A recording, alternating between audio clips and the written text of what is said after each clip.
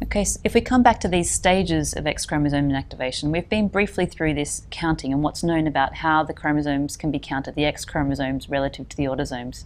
Now what I want to think about is how that choice is made about which X chromosome should be the one that's elected to be silenced. So very little is also known about choice. But again, a few years ago, there was quite a breakthrough because what was found was that the two X chromosomes transiently come together and pair, and this transient pairing through the X inactivation center and some surrounding regions known as the X pairing regions was really involved in upregulating and stabilizing exist expression and therefore determining which chromosome will end up becoming the inactive X chromosome. So why would chromosomes, two X chromosomes that would normally be apart, why would having them communicate with one another by pairing and transiently co-localizing within the nucleus, what would this do? Why would it lead to a choice of which should be inactivated? Essentially, we don't really know, but we think that there must be some sort of crosstalk between the chromosomes and perhaps an exchange of bound factors. So an exchange of the factors that are bound on one, and then you will get an unequal distribution of these factors between the X chromosomes. So this transient co-localization of X chromosomes or X chromosome pairing is sometimes known as X chromosome kissing, and we're going to watch a video of how that occurs now.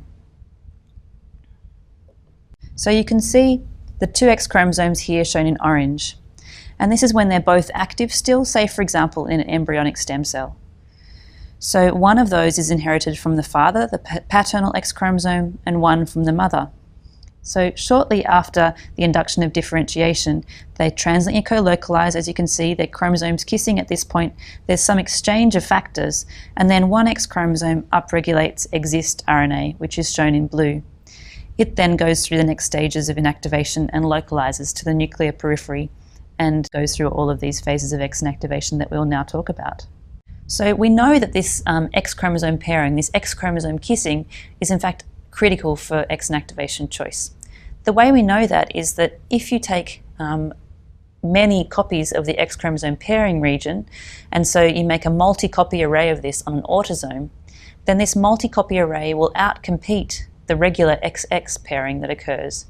So this ectopic pairing that occurs at these autosomal integrations of this multi-copy X pairing region outcompetes the normal XX pairing, and therefore when the XX pairing doesn't occur, we know that you get failure to upregulate exist expression and therefore failure to perform X inactivation. And so this experiment really shows that we know that that pairing is critical and that we need for it to occur. So choice, although this is essentially all we know about choice, about they must pair and there must be some decision and some sort of decision between which two should happen based on this exchange of factors. We also know choice isn't necessarily always entirely 50-50. It isn't entirely random. Instead, the choice of the paternal or the maternal X chromosome to silence can be skewed. And this then results in skewed X inactivation. That is, that you silence one parental X chromosome more frequently than the other. So through studies in mice, we know that there's not only this X chromosome pairing region which is required for the pairing to take place, but there's also another genetic region close by to the X inactivation center called the XCE. And this is the choice locus. We still don't know everything about this choice locus, but we know that between different strains of inbred mice, that this choice allele, that there are different choice alleles, and some of them are stronger or weaker than others.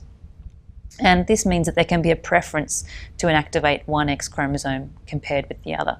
Essentially, the outcome is that you'll end up having some sort of skewing. So if we consider a population perhaps of, say, 5 cells or 6 cells, we would expect by random choice to have 50% of them silencing the paternal X chromosome and 50% silencing the maternal X chromosome.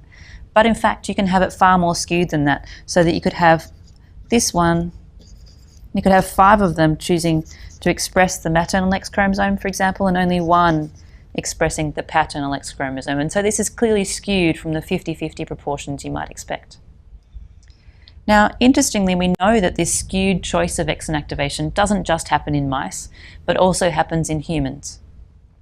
And in humans, it has quite extreme consequences for diseases that are caused by mutations on genes on the X chromosome. I'll go through one example of this, and that's for Rett syndrome, although what I'm going to tell you about Rett syndrome is in fact true for all X-linked disorders. And so skewed X inactivation can alter the phenotype in females, female patients of any X-linked disease. So Rett syndrome is an X-linked neurodevelopmental disorder. What that means is that it's caused by a mutation in a gene on the X chromosome, and it tends to result in mental retardation. It's caused by mutations in a gene known as MECP2, or methyl-binding domain protein number 2. So you might remember that I mentioned this gene, or the protein, in earlier lectures because it binds to the methylated cytosine residue. So what's known is that this mutation, or mutations that occur in MECP2, are lethal in males before birth. So males only have one copy of MECP2 because they have just a single X chromosome. However, in females that have one copy of a mutant MECP2 gene and one copy of a wild-type MECP2 gene, these are the patients that have Rett syndrome, these females that are born. But what's relevant to this case is that we know the phenotype of these female Rett syndrome patients is variable.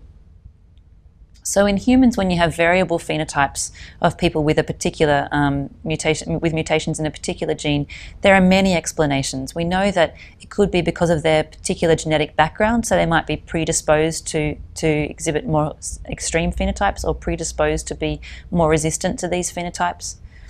But in the case of X-linked disorders, there's more at play. And so we also know that sometimes it's the severity of the particular mutation itself which can alter the phenotype of the patients. But in the case of X-linked disorders, it can also be the skewing of X inactivation which can alter the patient phenotype, or how well or ill the patient is. So I'll go through this a little bit more slowly in the next slide. So skewing means that although the random nature of X inactivation should mean we get 50-50, you can have this skewed all the way to being, say, perhaps 95% of the time, 95% of cells, would you find one particular X chromosome is inactivated, or the other way around, so 95% the other way. So these extreme cases of skewing can alter the outcome for these patients for Rett syndrome or other X-linked diseases. So if we consider that we call the mutated X chromosome X-mute and the wild-type X chromosome X.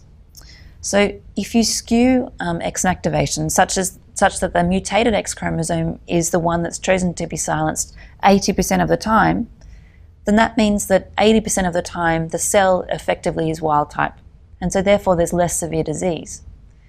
However, if the reverse is true, the reciprocal, and you actually skew so that the wild type X chromosome is silenced 80% of the time, now 80% of the time it's the mutated MECP2 which is expressed, and therefore there's more severe disease.